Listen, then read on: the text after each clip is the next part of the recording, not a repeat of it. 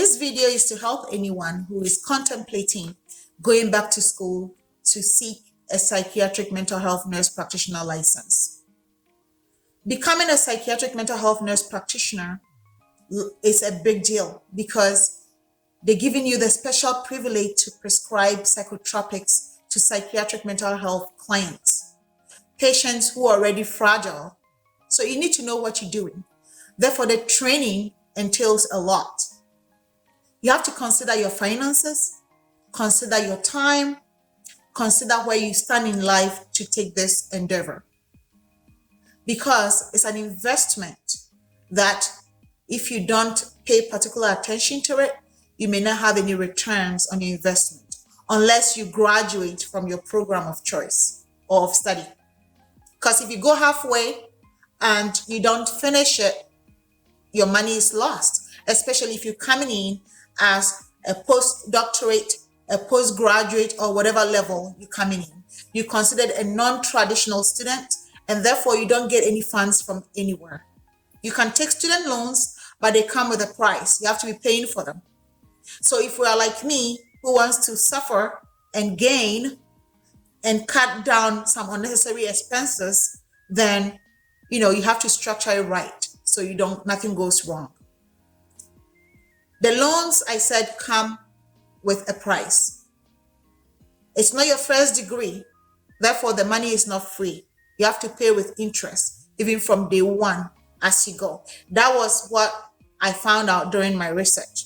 So the first thing I did was to research schools to see where I could get my interest fulfilled. I did several research online. I work, I have a family, so I had to find a good fit for me. And some of them I had to call to clarify some of the things I read online. I was told by many institutions that I was overqualified for their program because they had to meet criteria for enrollment. And having a doctorate degree, it means you've had a lot of nursing courses and a lot of specialty courses, and they didn't know where to place me or classify me. So I kept researching on, talking to people, and it took me to Chamberlain University. I called them and they did verify that I could become one of their students and they will create my schedule for me. And that was a perfect fit for me because I needed an institution that would be able to tell me what I needed to do to get to the next step, instead of making it rigid and making me take courses based on their calendar. With Chamberlain, they have all these courses listed and they tell you straight up, this needs to be done before that. But the main thing was, I think the hardest thing for them was finding a way to qualify me as a student. I had to meet enrollment as a student. So they had to take some of my courses as much as they could, but they couldn't take all because I had to meet enrollment status. It turned out I needed to do the core psych specialty courses. There are 5 clinical rotations with Chamberlain. That is not negotiable. And when I talk about clinical rotations, I talk about 8 weeks of dedication to learning. Remember that you're going to be a practitioner. You're going to be prescribing these important medications to people, humans. Therefore, you need to be equipped with the knowledge to do those. And there are several different ones that you need to understand how they work, their side effects, and also, as you learn to practice safely, you need to learn how to pass the boards. So you're doing 2 things. My goal was to learn how to treat people and to pass the boards, because without passing the boards, you can't treat people. And if you don't know how to treat people, it will come backfire at you. So those were my 2 goals. So I structured my finances, I structured my home, I structured my time, and I embarked on that journey. And with Chamberlain, it was a little expensive, I must say. It was expensive compared to the other schools I've been, because I have this here to remind me of how much I spent. The application process was $60. The tuition was $650 per credit. And the course could be 3 credits, 4 credits, 2 credits, depending on what the value is. Whether it's in a classroom, whether it's a clinical. And the student resource fee was $75. The books and supplies varied between $125 to $500. The APRN resource fee was $450. So the application fee is straightforward. It's understood. Application fee. Tuition is $650 per credit. That is simplified. You understand it. It applies to the tuition. Okay. Student resource fee, that beats my mind a little bit, because if you are taking my money to educate me, I would believe that student resource fee should be part of the tuition fee. Books and supplies from the bookstore range from $125 to $500, and that is out of pocket for you. It could be on your student account, but you still have to pay for it at the end of your course. Otherwise, you won't graduate, because it's all about the choices you're making, whether you're buying a book online or whether electronic form or book that they mail to you or whatever. You could also boycott that and then look at Amazon, all other platforms to get the books at a subsidized cost. But mind you, if you don't match the references correctly, you may miss it, because their books are very specific. It could be a latest version versus an older version. So you have to pay attention to those if you're getting books from a different platform outside the Chamberlain bookstore. And the APRN resource fee to date, I can't figure out what that was about, because when we went to Chicago, well, the school with Chamberlain, they have 2 periods where you go to the Kill Center in Chicago to spend 2 days each time, maximum. We do different things. One is called the immersion, which happens at the early part of your enrollment.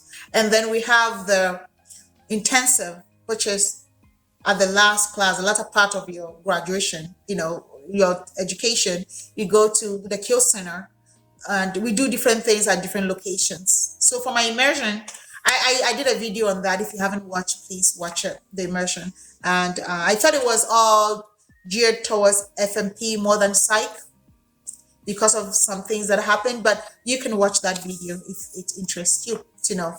And then the intensive was a final, and I thought a lot could have happened. We could have practiced more questions, but we didn't get the chance to do that. And I know that the FMPs were more structured, but obviously they've been doing FMPs for the longest, so they have more resources for them than for the psych. But I did pass my boards, so I'm grateful that that knowledge was able to help me apply and answer the questions to pass the boards. So even though it wasn't as refined as I wish it had been, it wasn't bad of a journey. But the expense type is the what I wanted to focus on, because it's expensive. I'm not kidding.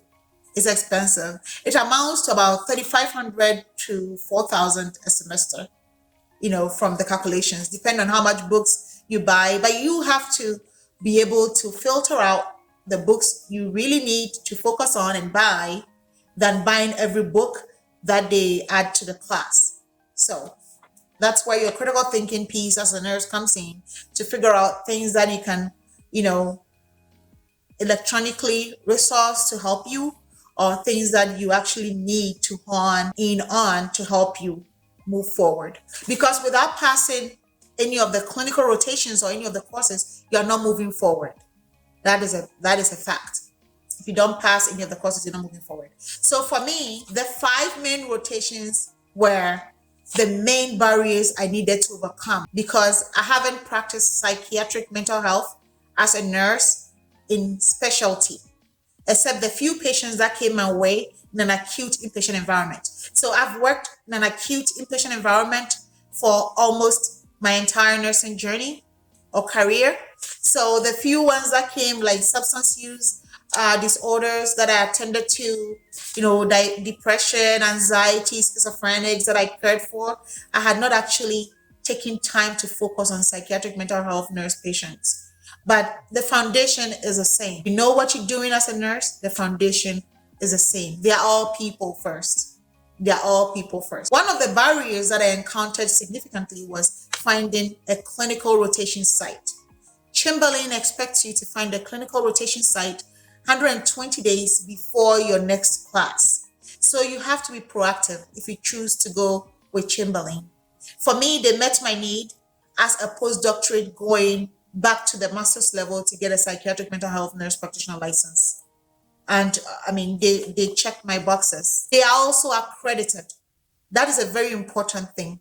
You need to find out about the school, their accreditation status. Because if the school is not credible, your board of nursing may not give you license even after you pass the ANCC board exam. The school that you attended has to be credible, and Chamberlain is credible. So that was already checked. You have to do your homework. You can't just get up and say, I'm going to school without doing that homework. You are an adult. It behoves you to make sure that whoever you're giving your money to at the end will not let you down. And I did my homework on that part. So it comes to the clinical sites, right? As I was saying, there are 5 clinical rotations that are very critical.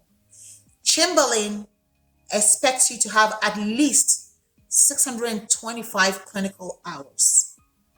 At least. That was my time when I was doing it. I don't think it's changed much though. Even though the latter part of my course, I did receive an email that tuition was going to go up. So if you are thinking about Chamberlain, review the tuition. Don't take the $650 per course that I had mentioned. It could have changed. So please reach out to them, make sure that they clarify for you. Because I did receive that notice that tuition was going to go up. Right? Okay, let me get back to the clinical. That was my most challenging, significant time. I needed 5 clinical rotations. And like I told you, I had not practiced psychiatric mental health as a specialty anywhere. So I didn't have connections.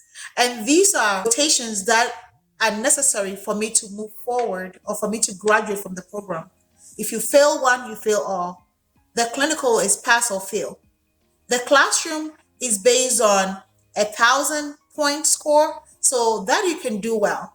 But the clinical is pass or fail. You fail, you're not moving forward. So you have to make sure that you proactively seek out clinical sites. This is where your interpersonal skills come into play. All the connections you made at the bedside, taking care of patients, connecting with them, it comes into play. Like I said, we are human first. So once I got to know about that, I started driving out to clinical sites in my area to see if they would consider me. I tried calling first and they wouldn't even consider. But some of them, upon seeing me, they agreed to try me. And it worked out great. I made some great friends along the way. My first clinical rotation, I believe it was orchestrated by God, because the gentleman who accepted me to gain experience using his clinical outpatient practice was my patient at the inpatient environment. I like to connect with my patients in a different way. So during conversation, we started sharing interests, ideas, and I did mention that, by the way, I'm back in school trying to get a psychiatric mental health nurse practitioner license and skills and degree and all that. We connected so well. We happened to share the same month of birth. So it was great. And he was like, oh, come on, Dr. Nelson, come to my office. We'll help you out, And I did go. He signed all my paperwork for Chamberlain, and that gave me my first rotational experience. So when I was with him, I started seeking out my subsequent ones proactively. So it didn't become a problem as I finished that NR 547, going on to NR 605. So the courses are named differently, and you have to know what they pertain to. For Chamberlain, out of the 625 hours of clinical rotation, each semester you're supposed to have 125 hours, and cumulatively will amount to 625. So 100 of the 625, it's for therapy, psychotherapy. And for psychotherapy, they prefer someone who has a master's level a social worker with a master's level of education. They don't want just anyone who has their own psychotherapy practice somewhere else and doing that. No. They want someone with a master's, at least a master's level of education, practicing out there, providing psychotherapy services. And then the rest were for pediatrics, adolescents, geriatrics, and anyone in between. So from birth to death, basically, you have to cover pregnancy, substance use. I know one of them was for inpatient substance use detoxification experience, and you had to have 125 hours of that. So it's up to you how you get 125. You could do, I think for me, it amounted to 3 days out of the week, spending 3 days out of the week at the clinic. So I usually work towards the end of the week at my regular job because I will use Monday, Tuesdays, Wednesdays for my clinical rotation. I believe most of the people who work in such clinics are there on Mondays and Tuesdays, so then I could optimize my experience that way. I could encounter people. And talking to others also led me to different clinics so I could get my experiences. So you have to sell your sickness to get kind of your remedy. That was how I winged it. And I landed on very solid professionals who knew what they were doing. I got very nice connections, strong connections with people who were practicing saving lives and meeting people where they were and attending to their needs. It's very, very important. For me, it wasn't just going through the process and wasting my money. I wanted to optimize my money, make sure that the money that I was paying was giving me back what I designed. That was making sure that I'm safe to practice and I'm prepared to pass the boards. Those two were my goal throughout the program. So I did it. God being so good, I was able to secure adequate clinical rotations. The school has an ELC, I think it's experiential learning coordinators. They do not help you with placement. Don't bank your hope in them. They do not. That is why I'm still trying to figure out what the 450 resource fee that I paid was for. Because I thought that resource fee was supposed to help secure me clinics for my clinical experience. And it was supposed to at least foot part of the bill for the Chicago trip, but it didn't. The Chicago trip, the minimum you spend is at least $1,000, depending on where you're flying from. For me, I asked the class and I proactively booked tickets using Southwest Airline, their Getaway app. Because if I know in advance, I can pretend as if I was getting away, right?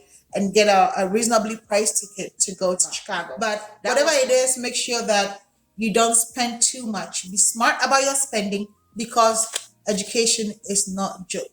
It's not cheap. It's not cheap. So make sure that you kind of limiting how much you spend. And I stopped buying unnecessary stuff. I usually go to the stores and things were on sale. I'll buy a lot, bring it home. All those stopped.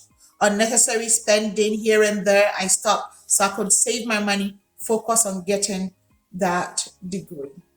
And here I am, done. Make sure you proactively seek out sites for your clinical rotation. That is a big deal. And make sure that you get at least 625 hours of diverse clinical experiences. For the psychotherapy, they require 2 modalities, whether psychodynamic or interpersonal, whatever, at least 2. Need to have good knowledge, solid base of 2 of the psychotherapy modalities. And then you need to get pediatric experience. You need to get substance use disorder experiences, especially pregnant women, because pregnant people do use substances. I kid you not. You would be surprised to see people who are heavily pregnant and still using illegal substances. So you need to know how to handle such people to save the unborn child and the mother.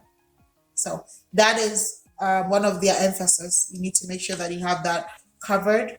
And then from birth to death, you should cover. Before death and after birth and before death. That's what I would say. But in all, it was a good experience. I like the structure. On a positive note, it's very structured. The classroom is very structured.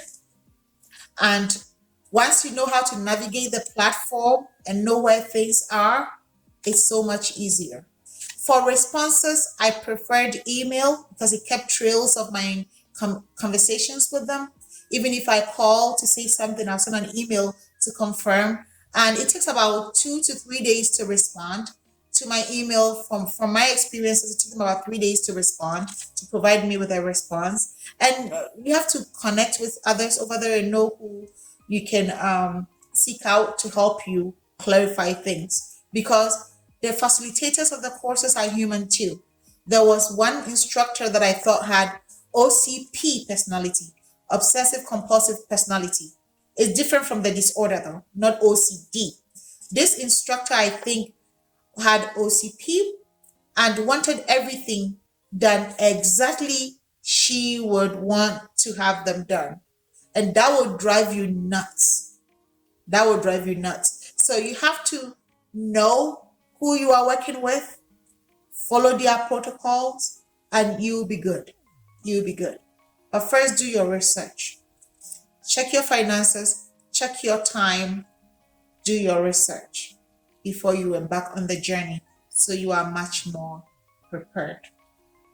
And the Chicago trip, 2 trips, each were about $1,000 a piece in terms of the air flight to Chicago and the room and board. And they charge you for being on their premises too.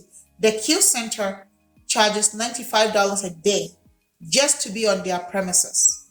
So it's no cheap. It wasn't a cheap education, but I'm glad it came through for me and I made it. So I hope you do too. Thank you for watching.